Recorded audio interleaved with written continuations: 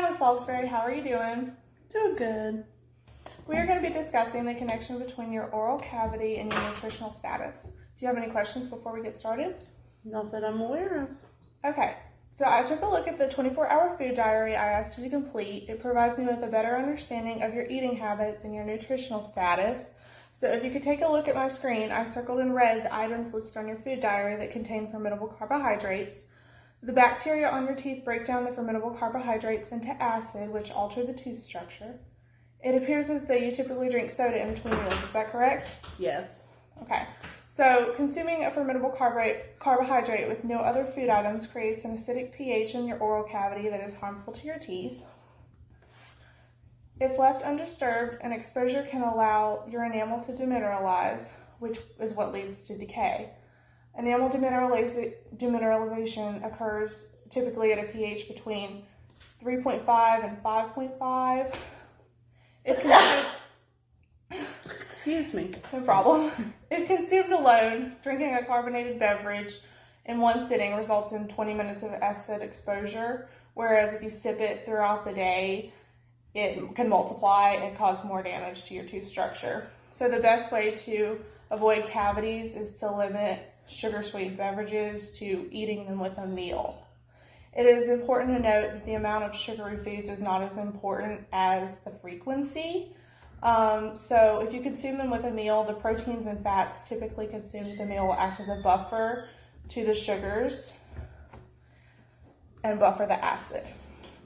So we're going to be discussing your caries risk. Caries is commonly known as cavities and is a result of demineralization of the tooth structure. Your caries risk is based on how often you consume foods containing formidable carbohydrates without a buffer and how retentive those foods are onto your tooth surface. Multiple exposures from sugary foods lowers the pH in the oral cavity and raises your risk for decay. If you look at the form with me on the screen, I calculated your exposure to formidable carbohydrates and determined that you are high risk. Your nutritional situation coupled with your dry mouth makes you an extreme risk for caries. The majority of the formidable carbohydrates you consumed without a meal or without mechanical disruption, which would be brushing. It's very important to help you manage your caries risk to prevent the need for future restorations or to avoid pain. So I'm going to be discussing the stages of the caries process with you. You can follow along by looking at the graphics on the screen. The first stage is when the enamel begins to demineralize and become weaker. It's often undetectable by the untrained eye and may even be reversible with fluoride treatment. This is the first stage. The decay hasn't entered the enamel. The next stage is usually detectable by visually inspecting the area. It's not as painful, but it's making its way to the dentin, which is the second layer of the tooth. The next stage is when the decay extends into the dentin. This stage can be painful. The dentin is softer than the enamel and demineralizes at a pH and is less resistant to decay. So because it's softer, the pH required to demineralize that area would be higher, if that makes sense.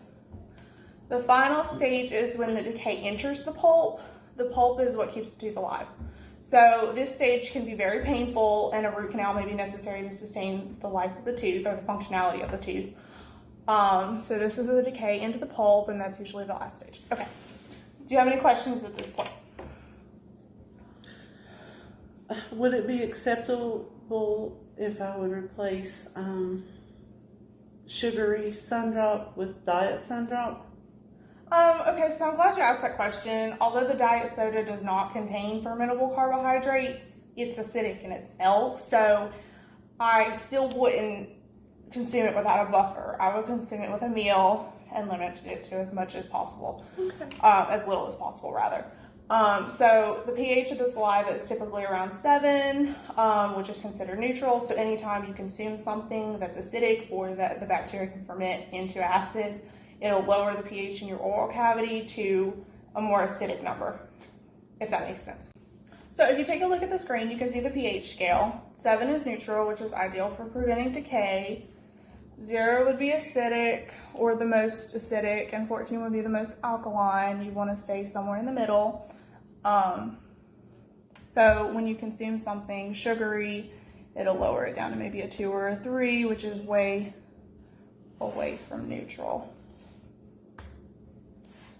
It's also important to discuss retentive foods. I noticed you ate 2 hard candies before bedtime. So slow dissolving sugar containing products will stay on your tooth surface even up to 3 times longer than your soda that you drink. So the saliva cannot act as a buffer to the acidic environment in that case. So it's extremely important to brush after consuming any food at the end of the day, because when you go to sleep, your salivary flow is reduced, so it can't act as a buffer. So you definitely want to brush immediately after the last meal consumed at the end of the day. So since I noticed when I was reviewing your dental records that you had xerostomia, which is dry mouth, so that puts you at an extreme risk already, so that makes it much more important to help control your caries risk. So I want to discuss some additional risk factors with you. They're on the screen too. Risk factors to include are failure to brush after consuming fermentable carbohydrates, like we talked about. Other factors related to your nutrition that we already mentioned, lack of fluoride. So if you're unsure if the fluoride in your water supply contains, or if the water supply near you contains fluoride, you can check the CDC website for more information. And xerostomia, like we talked about, is a risk factor. Recent history of restorations, and there's some more as well if you want to discuss those. Okay, so let's go ahead and look at your food diary on the screen again. I compared your dietary habits with the recommendations on my plate. I gave you a copy of the reference to keep. Yes. Correct, okay. It is important to notice that these recommendations are based on a 2,000 calorie diet. So with your age and gender, that's what you're shooting for, is 2,000 calories per day. It seems that you were lacking in all of the food groups except for protein, which is really common. Many Americans neglect all the other food groups, but they usually are spot on with the protein. Failure to choose food from all of the groups means you're not receiving the essential nutrients that you need. So let's review the recommendations from my plate and compare them with your intake. So I've got all this listed on the screen too for your reference. You consume 4 servings of grains. It's recommended that you consume 6 servings of grains in a day, half of which are whole grains. As far as I know, I don't think you consumed any whole grains. You consumed only 1 serving of vegetables. It's recommended to consume 2.5 cups of vegetables each day. And I did notice that you consume the vegetables in a soup. So when you put them on the stove and boil them, it boils out most of the nutrients. Yes. So you probably want to stick with fresh if possible. And you consumed 8 ounces of fruit juice, and fruit juice typically has many added sugars and it's processed, so it's not going to be 2 cups of fruit juice is definitely not going to equal 2 cups, which is the recommended amount of fruit to consume each day. And like we said, you consume plenty of protein. 3 cups of dairy is recommended per day. You consume 4 ounces of ice cream and a serving of cheese. Low-fat dairy is preferred. Ice cream is preferred with a meal, obviously, because of the fermentable carbohydrates. Okay. So the reason I'm mentioning these things is a nutrient-dense diet is helpful to protect the health of your oral cavity. So many vitamins and minerals are essential to repairing soft tissues. They help with collagen formation, proper blood clotting, etc. So I really want you to take something from this session about the quality of your nutrition and how it affects your oral health and your systemic health as well. So let's create some goals that can help improve your nutritional status and protect your oral cavity. Based on the topics we discussed, can you come up with a few goals that you think you may be able to commit to? Yes, I'd like to replace my Take your time. candy, hard candy with maybe some sugar-free gum, and drink less Sundrop, which is really, really hard for me. Okay. Or drink it with a meal. Okay, gotcha. Okay. Those are great goals. I also want to focus on adding more of the food groups from the My Plate recommendation to your diet.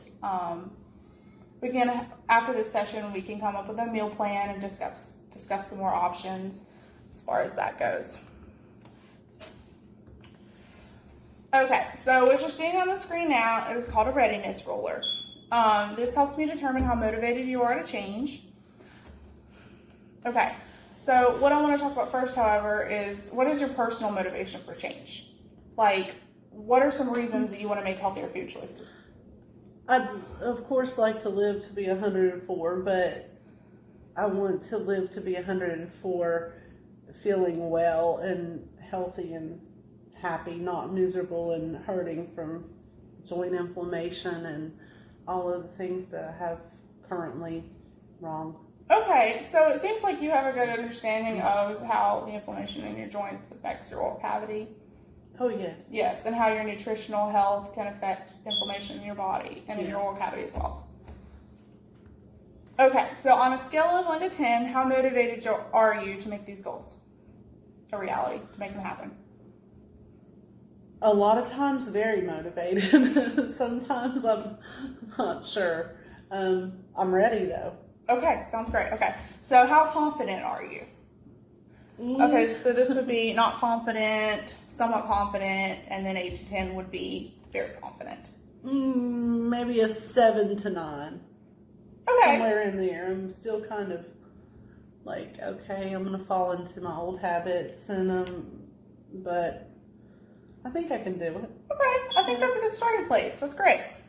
Okay, so let's definitely keep up with the good oral hygiene. Keep brushing twice a day. Keep flossing daily. But let's try to consume sugary foods with a meal and brush after if you do, like, say you eat ice cream at dinner after you consume your proteins. You're going to want to brush or chew the xylitol gum afterwards. No, I can definitely do that. Okay, I want to discuss some healthier options for snacks. So if you like yogurt will help improve your dairy, because I think you mentioned before that you don't like to drink milk. I personally don't like to drink milk either, but I do enjoy yogurt. Do you enjoy yogurt? I do. Okay, so, and unsalted popcorn is a favorite. People really like to eat that at night and just snack on it instead of chips, which usually contain more carbohydrates. And even cheese cubes. I love cheese. I like to eat on cheese. And cheese is actually anti-carcinogenic, which means that it will help inhibit decay. So, do you like some of those options? Yeah. Can you think of some other options that you would like to mention? No opinion. Okay, we'll discuss that more after the session. Okay, these snacks will help reduce your calories risk, but also help you consume more essential nutrients throughout the day. Can you identify any specific challenges that you expect to face? Time. Like convenience? Convenience and everybody else's schedule, and so I go to what's easy. So what's easy and what's quick is not always what's nutritious and healthy for your body and your teeth.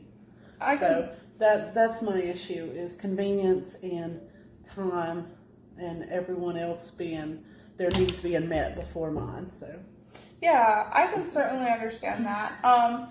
We can also start to think about what we can do that's quick and that's easy, and how we can prepare foods ahead of time so that when you get busy, like, you can grab a snack on the go, or if you like fresh fruits, then you can cut them up and keep them in the fridge in a safe locked container so that all the nutrients, so that they stay fresh. And like I said, cheese cubes, popcorn, those are some easy things that are convenient. So it is possible to have convenient snacks without having a frozen pizza or McDonald's all the time. Or even if you do go to McDonald's, then you can look at their menu and decide what's the best option. You can look at my plate and say, okay, so how can I meet these needs with my plate? You can probably definitely meet those needs with protein, but okay. So Alexa's not sure. Okay, so don't hesitate to reach out if you have any questions. You have my number. If you're struggling with anything, or if you're feeling unmotivated that day, or if something's not working for you, then we'll try to see what will work for you. So I think you have a great plan together, and I look forward to following up with you in a few weeks. Thank you. Thank you so much.